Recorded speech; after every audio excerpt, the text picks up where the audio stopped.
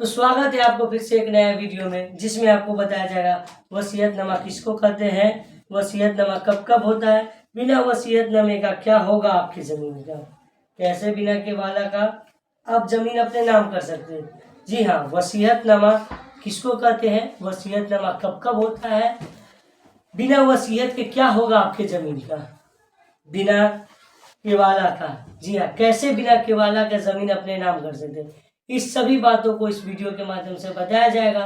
तो इस वीडियो को आखिरी तक देखिए और बने रहिए इस वीडियो में। चलिए चलते हैं, आपको बताते हैं वसीयतनामा और इस सभी बातों का। तो वसीयतनामा क्या है, वसीयतनामा उसको कहते हैं जो अपने जीते जी हाँ, अपने जीते जी अपने ज़मीन कि अपने किसी वारिस या किसी रिश्तेदार या कोई अपना जो उनके दिल के करीब हो, उसको वो लिख देता है। जी हाँ, वैसे जमीन मालिक जो अपने जीते जी वसीयत कर देता है कि मेरे मरने के बाद ये ज़मीन मेरे बेटे का नहीं, मेरे भतीजा का होगा, तो ज़मीन उनके मरने के बाद वो लीगली तौर पे भी वो ज़मीन उसके भतीजा का होगा। चाहे वो वसीयत कर देता है कि 5 बेटा है, सबसे छोटा बेटा लाजार है, सबसे छोटे बेटे की ज़रूरत है, तो वो अपने ज़मीन का कुछ हिस्सा उसको वसीयत करके चला जाता है कि मेरे मरने के बाद ये ज़मीन उसकी होगा, या नहीं तो अपने किसी पुत्रों को यानी बेटी को जो उसको जीते जिंदगी सही से रखता है, सही से खिलाता है। वैसे इंसान, वैसे भूमि मालिक, वैसे ज़मीन के मालिक वो अपने ज़मीन का वसीयत कर जाते हैं कि मेरे मरने के बाद ये ज़मीन का मालिक मेरी बेटी होगी। तो वसीयतनामा उसको कहते हैं जो जीते जी अपनी ज़मीन अपने किसी के नाम लिख के चला जाता है, वसीयत करके चला जाता है, तो वो ज़मीन का मालिक उस मरने के बाद उस ज़मीन का मालिक वो होता है जिसके नाम किया जाता है। वसीयतनामा कब कब होता है, वसीयतनामा का कोई वो खास वक्त नहीं होता, खास समय नहीं होता, खास जज्बात नहीं होता, वो उसकी मजबूरी होती है, उसकी ज़रूरत होती है ज़मीन मालिक की, जो समय वो कर देता है। अगर किसी को जीते जिंदगी तकलीफ होती है तो ज़मीन बेच देता है। अगर कोई उसको लगता है कि ये जीते जी मेरी अच्छे से सेवा कर पाएगा, मेरी ज़रूरतों को पूरा कर सकता है, मुझे इज्जत दे सकता है, मुझे हर चीज़ कर सकता है, तो उसे वैसे लोगों को वो वसीयत कर देता है। तो वसीयत का कोई वक्त नहीं होता, कोई समय नहीं होता।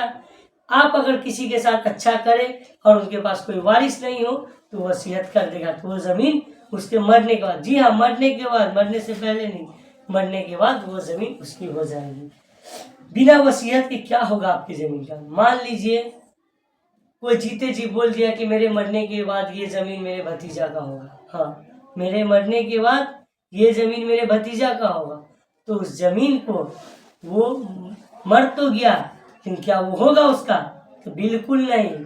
वसीयतनामा उसी को कहते हैं जो लिखित में होता है, जिसको लिखा जाता है, जिसको बजाबते एग्रीमेंट के थ्रू किया जाता है, ना कि बोलने से होता है। तो जिस सबको मुंह से बोल दिया कि मेरे मरने के बाद ये ज़मीन मेरी हो जाएगी, तो वो लोग भूल में हैं।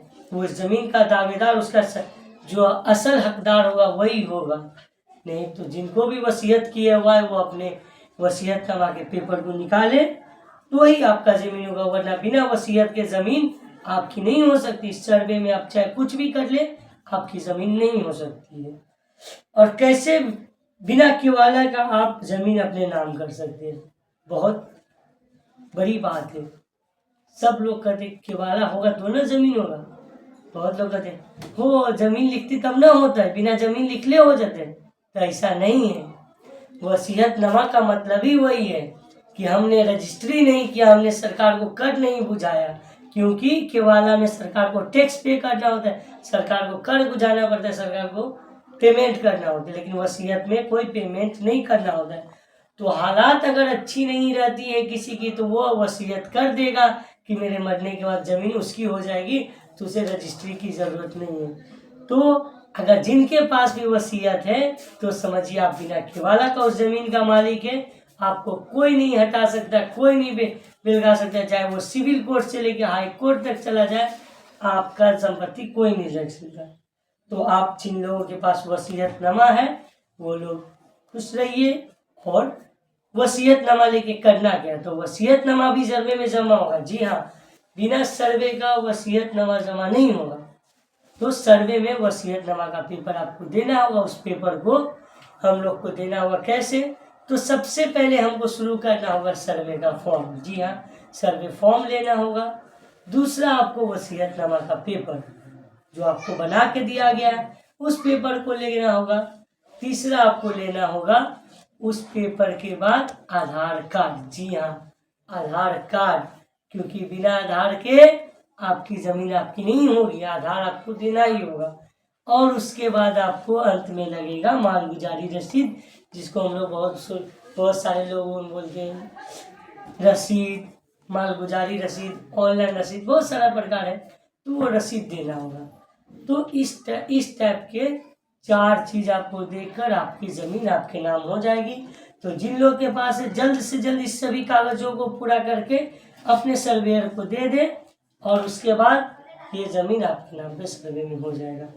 और एक सवाल बहुत ज़्यादा आ रहा है, सरकारी ज़मीन आपके नाम हो सकता है? बिल्कुल हाँ, सरकारी ज़मीन भी आपके नाम हो सकता है। वो कब होगा, कैसे होगा, क्यों होगा और उसके लिए क्या क्या प्रक्रिया है, वो हम आपको बताएंगे अगले वीडियो में। तो बने रहिए। अब तक के लिए बहुत बहुत शुक्रिया।